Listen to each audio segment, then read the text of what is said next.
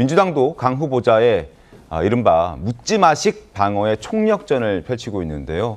강 후보자의 보좌관 갑질 의혹을 두고 황당한 주장까지 또 펼쳐져서 이 논란에 기름을 붓는 모습입니다. 앞서 인사청문회에서 나온 강 후보자의 목소리와 그리고 친명계 문진석 의원의 이야기 이어서 들어보겠습니다.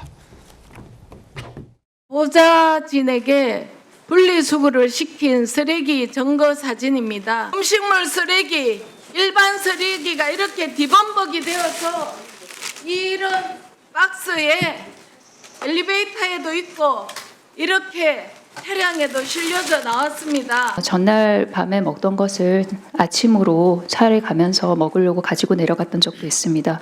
그것을 다 먹지 못하고 차에 남겨놓고 그 채로 내린 것은 저의 잘못이라고 생각을 합니다.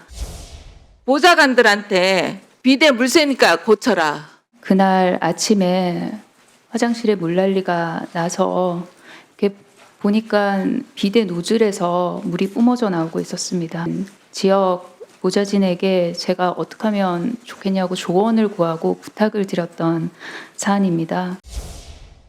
보좌진과 의원 관계에 있어서 갑질은 약간 성격이 좀 다르다 이렇게 생각합니다. 예. 보좌진과 의원은 동지적 관점도 있거든요. 예. 식구 같은 개념이 있어요. 이 의정활동이란 게 공사, 의원의 개인의 일이냐 아니면 이게 공적인 일이냐 이걸 나누는 게 굉장히 애매하거든요. 너무 이제 가까운 사이다 보니까 국회의원들도 뭐 가끔 사적인 심부름을 아무 꺼리낌 없이 시키는 경우도 있을 겁니다. 어떤 자발적인 마음을 가지고 하는 보좌진도 있거든요. 자, 문진석 의원의 발언 들어보셨죠? 보좌진은 일반 직장인과 다르다. 근데 보좌진 입장에서는 거기가 직장이에요. 거기가 제가 이 TV조선에서 근무하듯이 그 보좌진은 국회라는 직장에서 근무를 하는 겁니다. 그리고 저희도 동지적인 입장이 있는 것이고 식구라는 개념을 가지고 근무하고 그들도 마찬가지겠죠. 그러나 식구라는 이유로 공사 구분 없이 음식물 쓰레기를 버리게 한다거나 아니면은 화장실의 변기에 비대에서 발생한 그 물난리를 치우라고 한다거나 이런 식의 어떤 지시들은 하지 않죠. 일반적으로는. 과연 이걸 어떻게 좀 생각해야 되겠습니까? 아무리 가깝다 하더라도 그래도 국회의원과 국회의원을 보좌하는 보좌진인데 공사 구분 없이 이렇게 마구잡이로 시켜서 되겠습니까? 강승 평론가님. 실제 보좌진 역할을 10년 넘게 해보셨잖아요. 저런 어떤 요구를 받아보신 적이 있으실까요?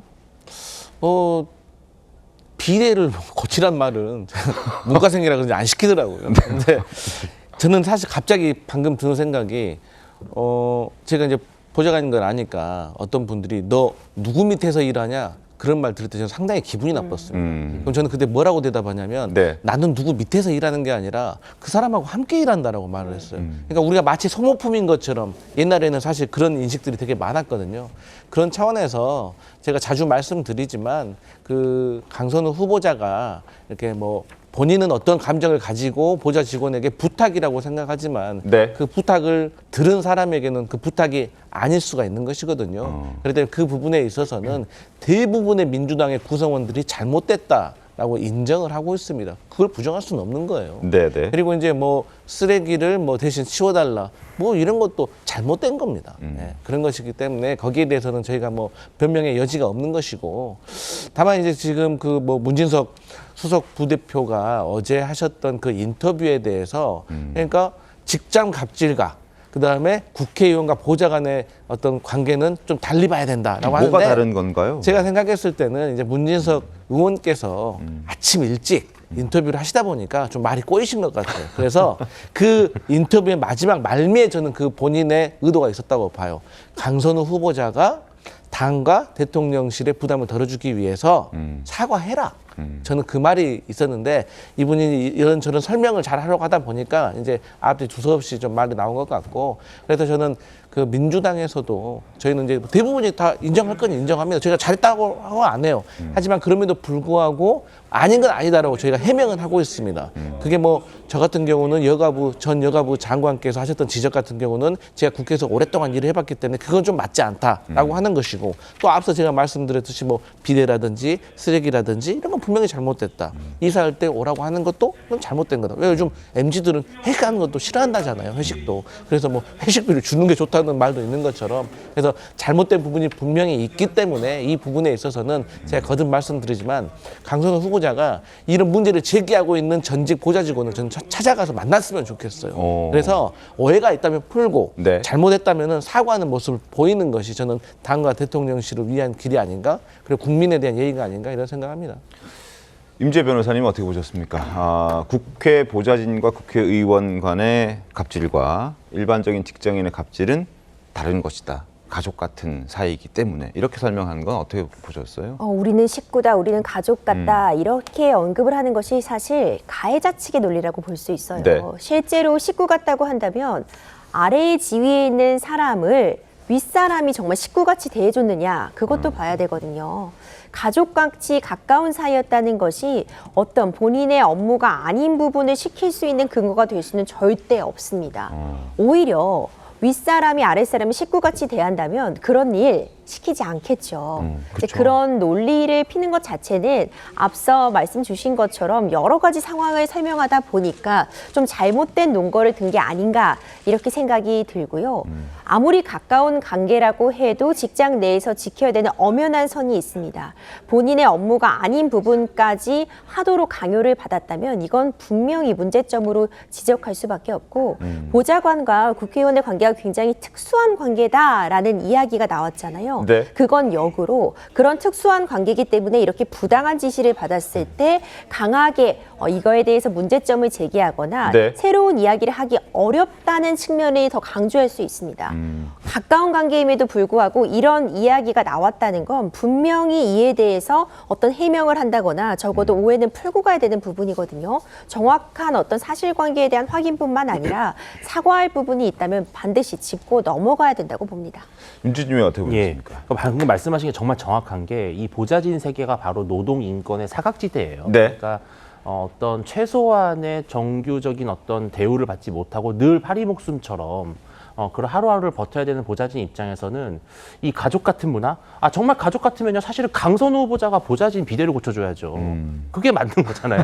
그건 그런 사례는 없잖아요. 반대로 그랬다면 미담이 그런 되겠죠. 사례가 나온다면은 저는 이거 인정하겠습니다. 네. 근데 왜 보좌진은 강선호 후보자 비대를 고쳐주는데 강선호 의원은 왜 보좌진 비대를 안 고쳐줍니까? 네. 식구는 서로 상부상조해야 되는데 그런 의미가 절대 될 수 없는 거. 요즘 MZ세대들이 제일 싫어하는 말 아닙니까? 우리 가족 같은 직장 문화, 그 등산 가자, 회식 가자. 네. 그런 거 정말 끔찍하게 여기는 그런 시대에서 우리는 가족이다 이런 말씀하신 거 너무 시대착오적이고요. 이런 말씀이 오히려 정말 2차 가해입니다. 그러니까 뭐냐면은 보좌진은 그냥 하나의 이른바 몸종 같은 존재다라고 애둘러 말한 것처럼 들릴 수가 있는 거예요.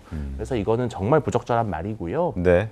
저는 이참에 정말 강선호 후보자를 낙마시키는 것이 어떤 아주 결정적 계기가 되냐면은 바로 국회 보좌진을 비롯한 우리나라의 별정직 정치적 공무원들의 네. 어떤 인권들을 한번 좀 되새겨보고 이분들의 채용부터 시작해서 마지막 해고에 이르기까지 어떤 절차를 조금 투명화하는 저는 그런 계기점을 마련한다면 오히려 그런 차원에서 강선호 후보자가 이번에 상징적으로 낙마가 되는 것이 우리 사회의 진일보하는 데 도움이 될 것이다 이렇게 생각을 합니다. 알겠습니다. 문진석 의원의 이야기, 국회에서 의원과 보좌관의 갑질, 이건 일반적인 직장 내의 갑질과 다르다라는 의원. 시청자 여러분 어떻게 생각하십니까? 그리고 또 하나, 지금 김지호 더불어민주당 대변인이 있는데요. 이 김지호 대변인이 오늘 한 라디오 방송에 출연해서 이런 이야기를 했다고 합니다. 강선호 후보자를 이제 옹호하면서 강선호 후보자는 젊은 정치인이다. 아직 재선이다. 국회의원 생활을 오래 한 게 아니다. 젊은 정치인을 키우기 위해서라도 이번에는 송구한 부분이 있지만 기회를 줘야 된다라는 얘기를 또 했습니다. 이게 맞는 얘기인가요? 이거 어떻습니까? 정 대표님? 일단 이제 우리 정치권에서 계속해서 제기됐던 고질적인 문제가 하나가 네. 청년 정치인들, 비교적 젊은 사람들이 정치권에 너무 이제 나서기가 힘든 구조다, 환경이다. 이제 그런 문제들이 지적됐습니다. 그런 차원에서 이제 강선우 후보자는 분명히 이제 70년대생 정치인으로서 저희 민주당의 자산임은 틀림이 없습니다. 네. 이제 그렇기 때문에 저희로서는 지금 강선우 후보자가 지금까지 제기된 의혹에 대해서 잘했다는 게 아니고 분명히 잘못된 점도 있고 하지만 또 분명히 억울한 점도 있습니다. 네. 이제 거기에 대해서 좀 구분을 할 필요가 있는 것이고 아직 젊기 때문에 네. 좀 미숙하기 때문에 이 부분에 있어서 국민들께 좀 양해를 구하고 대신 우리가 더 나은 결과로서 보답하겠다라고 송구스럽지만 이제 부탁을 드린다는 취지로 저는 이해하고 있습니다. 이게 젊다라는 개념이 사실 일반적으로 적용되는 젊다와 정치권에 적용되는 젊다가 좀 갭 차이가 많이 납니다. 보통 청년이라 하면 정치권에서는 한 45세 정도까지를 청년이라 봐주기 때문에 그러나 강선우 후보자를 여러 가지 이렇게 문제가 있음에도 불구하고 젊다라는 이유로 나이가 젊다라는 이유로 이렇게 여러 가지 의혹들에 쌓여 있는 후보자를 정치인으로 그리고 앞으로 더 성장할 수 있는 정치인으로 키워줘야 하느냐에 대한 어떤 문제 제기, 지적들은 뒤따를 수밖에 없는 거 아니겠습니까? 강선우 후보자가 78년생이세요. 네. 젊은 나이가 아닙니다. 일단은. 예, 그리고요. 그래서 아까 말씀드린 게 일반적인 그리고 젊다는 표현과 정치권의 젊다는 표현이 예. 다르다. 젊은 정치인에게 기회를 줘야 되는 이유는 이런 겁니다. 예를 들어서 돈이 없다던가 네. 아니면 사회적 경력이 조금 상대적으로 부족하다든지 아니면 아직까지 기득권의 일에 들어가 있지 않기 때문에 어떤 기회를 갖기가 매우 어렵다든지 네. 아니면 여성이기 때문에 이런 부분이 아닌데 지금 강선우 후보자가 지금 현재까지 논란이 되고 있는 사안들은요. 어떻게 보면 젊은 정치인과 상극이에요. 어떻게 보면 가장 구시대적인 정치인이 보여줬던 논란을 본인이 보여주고 있는 거거든요. 그러니까 네. 저는 이 김지호 대변인 약간 좀 일종의 매기는 것 같아요. 아, 젊은 정치인인데 이런 아주 구태한 정치인의 논란에 휩싸여 있는 거예요. 오히려 강선 후보자에게 비판하는 것이다. 그렇죠. 그 젊은 정치인의 상징성이 없습니다. 지금 강선 후보자에게는. 그러면 이거는 정말로 역으로 일종의 뭐 엑스맨 같은 그런 발언이고요. 네. 강선 후보자 생물학적으로도 젊지도 않을 뿐더러 젊은 정치인이기 때문에 갖는 매력이 오히려 지금 반대로 반감되는 상황이기 때문에 문제가 더 심각하다고 볼 수 있습니다. 젊은 정치인이기 때문에 기회를 줘서 키워야 한다. 송구스럽지만 이번에는 기회를 주자라고 주장하고 있는 더불어민주당의 입장 어떻게 좀 생각하십니까?